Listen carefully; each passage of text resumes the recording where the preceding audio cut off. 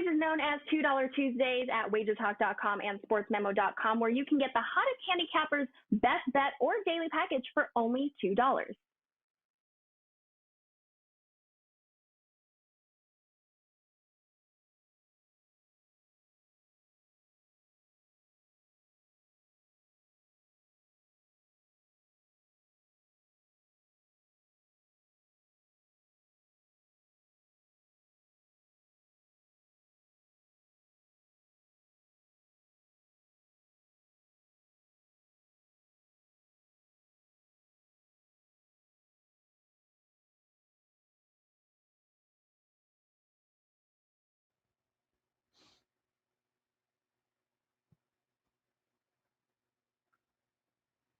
All right, guys, welcome in here on this Tuesday. It's time for another edition of the NBA Tip-Off Show, powered by WagerTalk.com. 3 games on the card here tonight, and we're going to break all 3 of them down for you, and we're going to do it, of course, with 2 of the very best here. The part of the original OG crew, here it is, Skee Profit back in the captain's chair there, Rob Vino here, and we have a Swiss flag because Tony Finn couldn't shit or get off the pot. So since he was going to bring nothing to the table, we Swiss missed his ass. That's what he's going to get there. Skee, what is going on last night, man? What's been going on with you? I know, obviously, the NBA up in full force here, NFL for you. What do you got going on at WagerTalk today?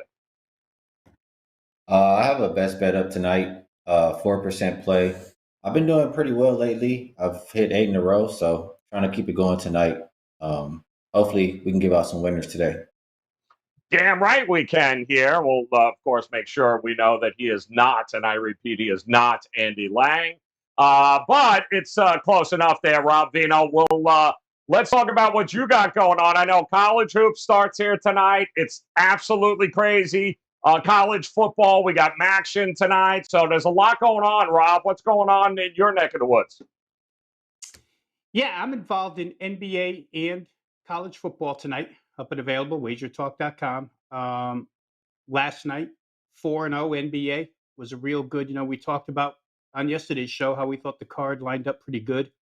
It worked out pretty good. It's always nice when they fall the way you figure they're supposed to fall, Joe. So yes, that's how it went yesterday. But I think we're seeing some things now, at least from the way I handicap, we're seeing some things now that looking ahead should be able to start providing the results we're used to around here. We're about 9 or 10 games in. Interesting stuff last night. And I think, it looks like a few of these overs are coming back to life, Joe, after a ton of unders early on this season. Oh, absolutely. And congratulations to you. Part of the reason why we Swiss flagged Tony Finn today, too, was we did have a battle yesterday, Skee, on the show. There was a battle of the over and under here.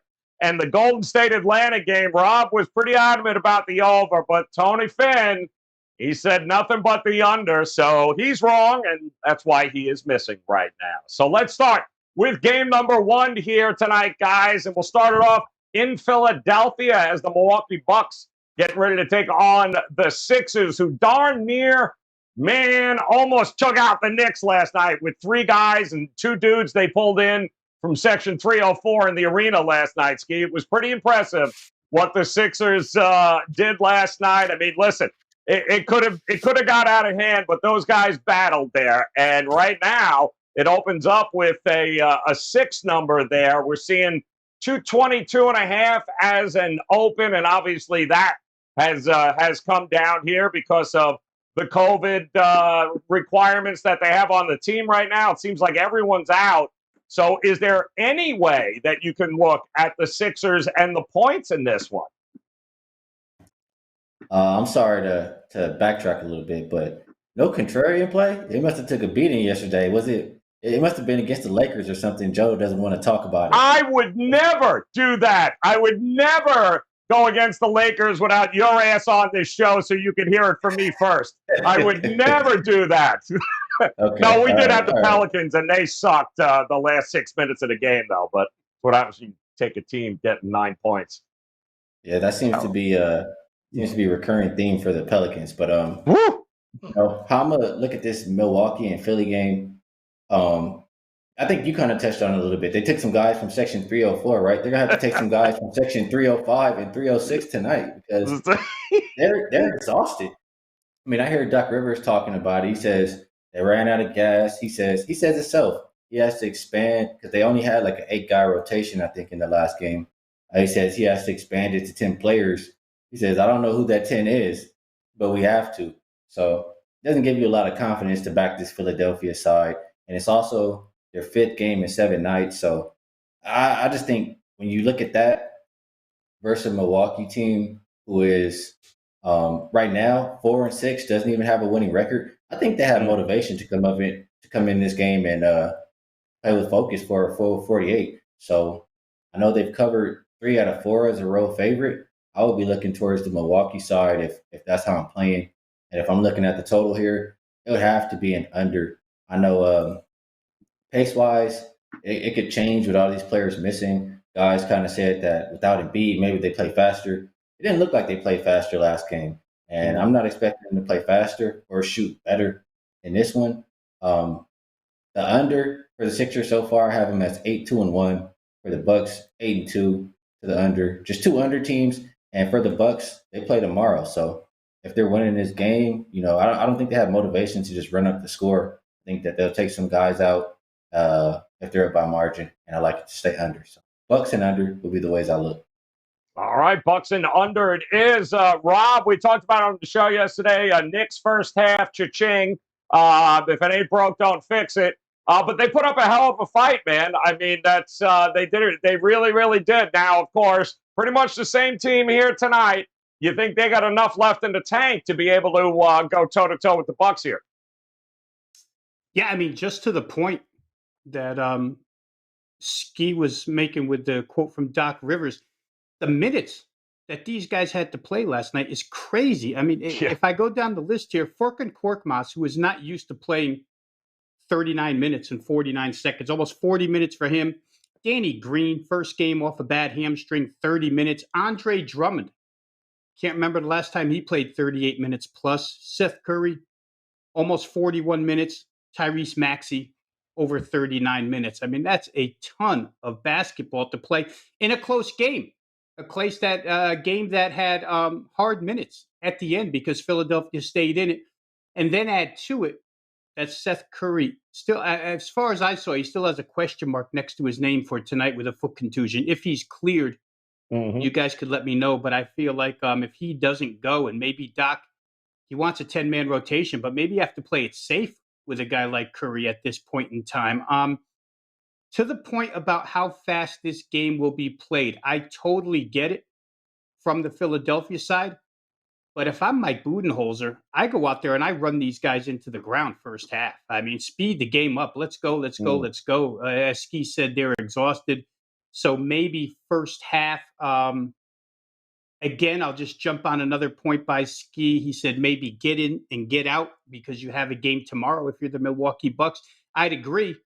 Go in first half, finish this team off, play at pace, and forget about it. Start resting some guys full fourth quarter. So I think to look from a point spread perspective, Joe, you could look either way. You could look first half Bucks. You could look full game Bucks. I'd probably prefer first half. The counter to that would be if Philly has anything, they'll exhaust that in the first half and then be dead tired in the second half. So you could look at it both ways. I think both are playable. And Milwaukee's 7-0 under the total in their last 7 games. They just haven't shot the basketball well. Now, against a tired defense, maybe they do, but their field goal percentage in 5 of those last 7 where they went under is 41% or less. It's very unlike the Bucks to be that way. So I'd probably prefer side here. I think they should take advantage of their rotation, take advantage of the rest that they've had that Philly hasn't had. I'd like it either first half, probably first half on top and then full game second. Yeah, listen, all of those absences, everything already baked into the number here, guys. So, it's not a just, nobody's there, let's hurry up and bet the Bucks here. The under is dropping for a reason as well, as Rob pointed out with these two teams. But listen, it should be fun to watch them go at it here. And I have all the respect in the world for Doc and for the Sixers to give everything they have here at the 4th week of the season. Pretty impressive stuff. We do have another game tonight, though, with a team going absolutely the wrong way. And boy, oh boy, the Atlanta Hawks, what in the world, Skee, happened to them? 7.5 is what it opened up as heading to Utah tonight. That's already pushed up to 8, I believe, here. And we're seeing even 8.5s maybe popping up in a couple of spots. 222.5 total is creeping up there. Listen, man, Atlanta put up a fight there, Skee, last night, but ultimately it wasn't enough against, Steph and company there. But what is going on with Atlanta? They're almost impossible to back on the road now. We didn't like them on the road to begin with. I don't think they've won a game on the road yet. So what do you do in this spot against Utah? Yeah, they've been terrible. I think they're maybe 1-6 against the spread on the road, losing by like 10 points per game, something like that. So really don't want to back them. And on a back-to-back, they've had 2 of those situations so far. They're losing by 14.5 points per game. This is a team that, I mean, granted, they don't have as many people out of the lineup, but they're tired, just like Philly's tired. It's their 5th game in 7 nights. This is one of the toughest spots for teams to play in the association, going on road-to-road, back-to-backs. So it's a phase spot for Atlanta. I look at how teams have performed so far this year or this season in that situation versus a team off a loss. They're 1-10 straight up. They're 3-8 against the spread. That sets to fade Atlanta. If you go back even further, looking versus greater than 55% win teams, it's like a 40%, I would say, fade Atlanta. So I like Utah here. I look at what they've been doing lately. The only thing the last 2 games that's been kind of holding them up, or really in all of their losses that's been holding them up, is they're not playing good transition defense. They're too busy complaining to the refs to get back and stop these easy baskets. So I heard Coach Snyder kind of being frustrated, calling them out on that, saying people are getting these advantages because we don't get on to the next play. I heard Donovan Mitchell say, in order for this team to be the team that they want to be, pretty much they've got to get back. He said they didn't do that. They didn't make it a priority, and now they've lost 2 in a row. So seeing them bringing it up like that and putting it out there, I think they're going to have a full focus for 48 minutes. I think they clean up that transition D, and they win by 9 points per game anyway. Off 2 losses, I think they get back on track today. And if I'm going to play the side, I know I got a little extra time since we don't have Mr. Tony Finn. If we're going to play the total, I probably will go under. I don't really trust Atlanta defensively, but you're going to Bogdanovich game time decision, Hunter game time decision. It's more so a play that I think Atlanta's tired, and I think that the Jazz are going to play at their pace. They're at home anyway. They're playing at the bottom 5 pace over the last 5 games. They're top 5 defending the 3. So I don't see a lot of easy looks for Atlanta. If they're not getting those transition baskets, I think this one stays under as well. Rob, it's interesting. If there was a contrarian play today here on the show, we might be talking about how you can't bet Atlanta. Well, just like you can't bet Denver last night. Well, that didn't work out all that well for Miami, and it's not like Utah has been lighting people up here, Rob. So what do you think here? Is there any way you could take the points with the Atlanta Hawks here tonight? It'd be hard. Off of what they've showed us, it would be hard. And again, the line is always the great equalizer. So you have to take that. We're always betting into numbers. We're not necessarily betting the matchup itself, but we're betting against numbers here. And this number's, a little bit steep, but there's so many things stacked against Atlanta. Let's just start with the fact that Mike Conley Jr. will be back for this game. He didn't play on Sunday. In that game on Sunday, Utah very uncharacteristically, and remember, this is against Orlando. They shot 19% from 3, 38% from the field. Utah's got way too many 3-point shooters to be shooting 19%. So I would expect that to straighten itself out here at home. Skee talked about Hawks, 5th in 7 nights. It's also 3rd road in 4 nights. If we want to take the shovel and just pile some more dirt on the Hawks scheduling situation in this game, 3rd road in 4 nights. It's a back-to-back situation. These 2 teams just played 5 days ago. Utah wins by 18 without Donovan Mitchell. Donovan Mitchell sat that game. They win 116-98. We went well in depth into this Atlanta road defense yesterday, Joe, and it's a reason why I had Golden State Atlanta over the total. But that road defense did nothing to make the numbers any better last night. They give up another 127, 47-8 from the field, 41% from three. Of course, when you're playing Steph Curry, always a possibility. But again, the three-point shooters on the Jazz. I mean, Atlanta just, for what we know about Nate McMillan and his defensive mindset, it just hasn't happened. Last 5 road games for the Hawks allowed 127, 121, 117, 122, 122. Utah very, very capable here with a full complement of players. And just to add to the scheduling problem for Atlanta, you come from Golden State into altitude. If you're tired already and now you're going to play at altitude, the good thing for them is the minutes were managed real well last night. Nobody played more than 32. I think that was Trae Young. So the minutes were managed okay, probably in anticipation of this game on deck. But I got to tell you, it's really hard. Utah crushed this team in all facets in Atlanta just a few days ago. If they're motivated at all, which Skee's quotes from the Utah side seem to indicate they are, I have to believe Utah, a team that's capable of winning by margin, does win by margin. Maybe Atlanta just wants to get out of here and get back home.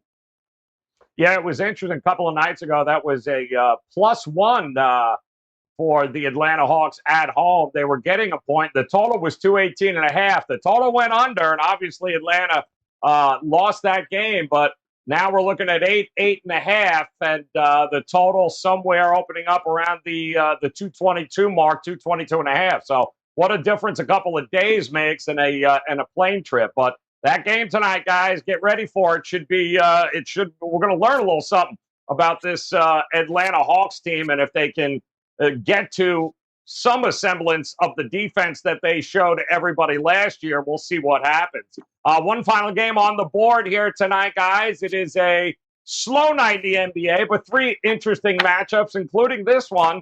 Portland taking on the Clippers. 3.5 is what it opened up at here with a total of 222.5. I am seeing the total coming down. There are a number of 220.5s. And there is still right around that 2.5 mark. There is a 3 or 2 out there for the Clippers, who seem to have turned the corner, Skee. I mean, what can you say? 4-0, I think, straight up 3-1 against the number here in their last 4. They've really seemed to figure it out. Do you trust Portland on the road? Because they have sucked. Maybe it's if it ain't broke, don't fix it here with the Clippers. As far as the numbers that I look at, like last 5 game stats, etc., it's weird because it says that Portland has been slightly better here. I know they've won a couple in a row. Like you said, I look at the Clippers; they've won 4 in a row. So why is it telling me Portland's been better? I look at who the Clippers have been playing. They haven't really played anybody. I think they played the Timberwolves twice. Another bad team, like a couple bad teams, you know what I'm saying? So I'm not going to put too much stock into their 4 wins. The one thing that I will say here, I mean, you already did mention Portland's been terrible on the road. I don't think they've covered a game. I think they're losing by average of 10 plus, or not average, but they're losing by 10 plus on the road each game. So I don't really want to back them in that situation. And on top of that, they play Phoenix tomorrow. I mean, we just got finished talking about that Atlanta game. You heard Rob say how they kind of manage minutes and packed it in. That's the kind of stuff that can happen in this situation. If the Clippers are maybe up by a little bit of margin, Portland may just look towards tomorrow's game. So I know one thing, and it's whenever Paul George sees Damian Lillard, he's not going to overlook that game. He remembers him hitting that shot and waving him goodbye in OKC. And he brings it with him every single time. The Clippers, they beat Portland 8 of the last 9 meetings. But the last time they just played, Portland beat them by a dub. So I know Clippers remember that. It wasn't that long ago. And he usually shows up for these games anyway. So I'm kind of liking the Clippers. If I have to pick a side and if I have to pick a total, I don't think either team is really solid defending the perimeter. These teams play, I think 4 of the last 6 times has gone over, even though they've been trending more towards under this year. I can see it being like a shootout game between Paul George and Lillard. So I'll go over. I'll go Clippers. But even probably a better way to play this game might just be play on Paul George, whether it's points, 3-pointers. I know Portland's bottom 5 defending the 3 so far this year. He shoots a lot of threes every single game. I want to say, without looking at a number, he shoots like close to 10 threes a game. So I think the potential is there for Paul George, and those are the ways that I would look to play this game. Tough to, I mean, until Portland can show us they can be competitive on the road here, Rob. It's tough to go, yeah, I'll even take the 3-point. It's tough to back them. Confidence, boy, oh boy, the Clippers, what a week it has been. They've got all the confidence in the world, and they're doing it with defense. So can you even think about backing Portland here? Yeah, their defense, Joe, where the Trailblazers are concerned, has been pretty bad in 4 of the last 5, just to give you some numbers. Opponents against the Trailblazers, if we disregard the Laker game, which was their most recent game, they've allowed 49% to Indiana, 52.7% to the Cavs, 52% to the Sixers, and 52% to Charlotte. If you're going to give up 52% shooting, it's hard to take just 3 points on the road. They just haven't been good. They're reverting back to Portland. The only thing that they're not reverting back to is being a really good shooting team. I mean, Damian Lillard came out of his slump a little bit last game, but as soon as he comes out, CJ McCollum goes right in. He's 1 for 10 from 3. I forget what he was from the field, but it was something just as bad. So they need all these guys to play together offensively and get in a groove together, and it just hasn't happened for Portland as of yet. It seemingly is starting to happen for the Clippers, but I'm going to repeat what Skee said. It's hard to be sure because 2 of the last 3, they've gone over the number, but they are against Charlotte and Minnesota, where they shot really well. Against Minnesota, they shoot over 60%. Against Charlotte, they shoot 48%. They put up big numbers. I like to think that Terrence Mann, Reggie Jackson, and all these complementary pieces to Paul George are beginning to come back to the way they played in the playoffs. But again, lousy defenses. That being said, I just told you how Portland's been a lousy defense last 5 games, so maybe they do shoot here. The game that they played back on October 29th goes 111-92, 203 points. With nobody shooting well. You go through the box score of that game, it was a ragged game offensively. To score 20 more just by shooting a little bit better is very possible in the NBA. So I'd probably lean slightly over in this contest. And like Skee, I'd probably lean slightly Clippers because you just don't like the way Portland's playing at this point in time on the defensive end. It's nothing. The side I like less than the total. I think I'd probably be a little more likely to play over the number here than I would the side. All right, there you go. Clippers taking on the Blazers. 3 games on the card tonight. Of course, tomorrow, loaded card in the association. So let's get some best bets out there for you here, guys. We'll throw 60 seconds on the clock. Skee, what you got, man? Where are you leaning here tonight in the association? We only have slim pickings, and I have a best bet up on the site, so I don't want anybody getting mad at me saying I'm giving it out when they got it on the site. So best bet for the show. I have this on my page also. I did make this play. It's Milwaukee and Philly under. I got 218. I'm not quite sure what it's at right now, but I just see too much offense missing. I get what Rob said about Milwaukee should want to run them into the ground, but if they're up by that margin in the first half, I think that second half is going to be extremely low scoring. So both teams, this is from Ralph Michaels, 15-5 to the under so far this season. I think it's another under game tonight. Milwaukee, Philly under, whatever best number you can give me right now. I got 218. All right, boom, guys. I can tell you right now, I'm seeing 216 and a half out in the marketplace there, Skee. So under with the Bucks, Philly, and I believe Curry's still listed as questionable here right now. No word or clearance on whether Seth Curry going here tonight. Still listed as questionable. All right, Rob, 60 seconds, my man. There's a lot going on here tonight. I know that, but in the association, you got a game you're leaning towards here. Yeah, like Skee, I don't want to give the best bet for the clients out on this show, but I will give a best bet for this show after what we've talked about. And I would probably play, guys, Utah and the Hawks first half over. Number's 114. It seems to me that Atlanta likely comes with zero defensive effort.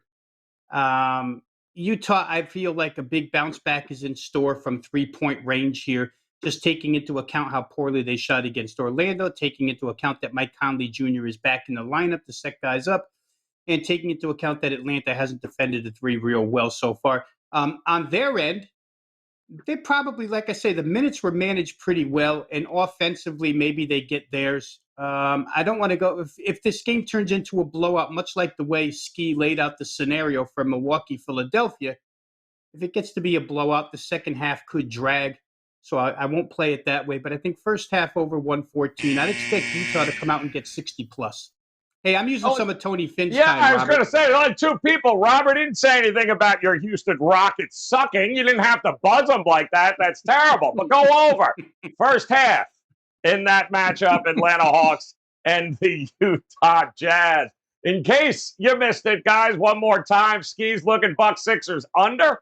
And Rob likes the Hawks Jazz first half over in that one there. And like we said, guys, limited card here tonight, but you just heard these guys say best bets are locked and loaded, ready to go at WagerTalk.com. Head over to Skee's page. Head over to Rob Vino's page. Much to be excited about this time of year as college hoops is back tonight. NBA, college football, a lot happening here. And we certainly appreciate you taking the time to come and hang out with us. But go get those best bets here tonight. And let's make it a profitable Tuesday. So on behalf of Skee and Rob Vino, guys, hit that bell in the upper right-hand corner and then come back and join us again tomorrow here for the NBA Tip-Off Show. Loaded card there tomorrow night. We'll break down the games. We'll have another contrarian play of the day for you. In the meantime, best of luck with your plays tonight, guys. We'll talk to you tomorrow. Sign up for the free WagerTalk text club to gain access to free plays and exclusive discounts. Just text WagerTalk to 33222 to sign up and get a $10 coupon to use on WagerTalk.com.